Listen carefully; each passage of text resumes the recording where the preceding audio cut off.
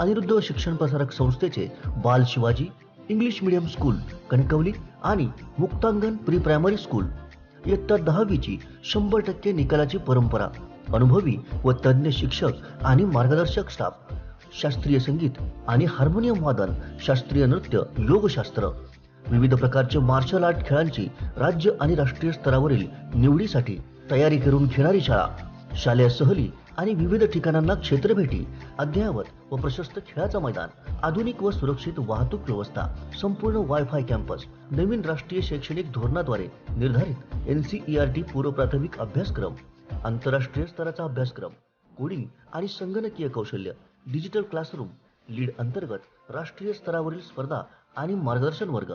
आजच प्रवेश घ्या. प्रवेशासाठी संपर्क अनिरुद्ध शिक्षण प्रसारक संस्थेचं बाल Shivaji English medium school Kankavli आणि मुक्तांगण प्री प्रायमरी स्कूल, अप्रतिम नगर, सापळेबाग, जानवली, कणकवली. मोबाईल 940492 1648 आणि 7841 83 18 96. महाराष्ट्र राज्याचे मुख्यमंत्री एकनाथ शिंदे 6 जूनला सिंधुदुर्ग जिल्ह्याच्या दौऱ्यावर येत आहेत. यावरून आमदार वैभव नाईक यांनी मंत्री दीपक केसरकर यांच्यावर हल्लाबोल केलाय. काय म्हणालेत वैभव नाईक, पाहूयात. शिंदे सरकारमध्ये जे मंत्री आहेत ते मंत्री भाजपच्या दबावापुढे आहेत आणि हे आता पुन्हा एकदा सिद्ध झालेलं आहे.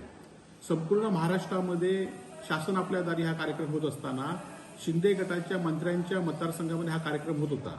परंतु नारायण राणेंनी हा कार्यक्रम दीपक केसरकरांचा विरोध डावलून आपल्या मतदारसंघामध्ये एवढ्यासाठीच घेतलाय की त्यांना आपल्या मुलग्याला या मतदारसंघामध्ये पुढे आणायचं आहे. परंतु हे किती त्यांनी प्रयत्न केले तरी सिंधुदुर्ग जिल्ह्यातल्या जनतेला गद्दारी आवडत नाही. ही गेल्या निवडणुकीमध्ये राणेंचा पराभव करून लोकांनी सिद्ध केलेली आहे. आज पण शिंदेंनी केलेली गद्दारी किंवा केसरकरांनी किंवा उदय सामंतांनी केलेली गद्दारी ही लोकांना आवडणार नाही आहे आणि त्यामुळे तुम्ही असे किती कार्यक्रम केलेत तरी लोक तुमच्या बरोबर नाही आहेत हे उद्याच्या कार्यक्रमानंतर सिद्ध होईल. परंतु केसरकर ज्या याआधी स्वाभिमानाच्या गोष्टी करायच्या, आम्ही स्वाभिमान म्हणून भाजपमध्ये गेलो, महाविकास आघाडी आमच्यावर अन्याय करत होते म्हणून सांगत होते, त्याच केसरकरांना ही आज पहिला या ठिकाणी धोबीपछाड मिळालेली आहे की त्यांच्या मतदारसंघातला कार्यक्रम भाजपच्या केंद्रीय मंत्र्यांनी रद्द करून तो आपल्या मुलाच्या मतदारसंघासाठी मुलाच्या मतदारसंघामध्ये पुढे आणण्यासाठी आज त्या ठिकाणी घेत आहेत. आता कुठे गेला केसरकरांचा स्वाभिमान असा प्रश्न मला केसरकरांचा आहे. खरं तर शासन आपल्या दारी हा कार्यक्रम होत असताना मुख्यमंत्र्यांनी याआधीच्या मुख्यमंत्र्यांनी या सिंधुदुर्ग जिल्ह्यासाठी दिलेला विकास निधी जो आज 400 ते 500 कोटीचा विकास निधी आहे तो आज त्या विकास निधीला स्टे आणलेला आहे. तो खरं तर स्टे त्यांनी उठवला पाहिजे आणि या जिल्ह्यामध्ये अनेक पदं रिक्त आहेत, ती पदं भरली पाहिजे.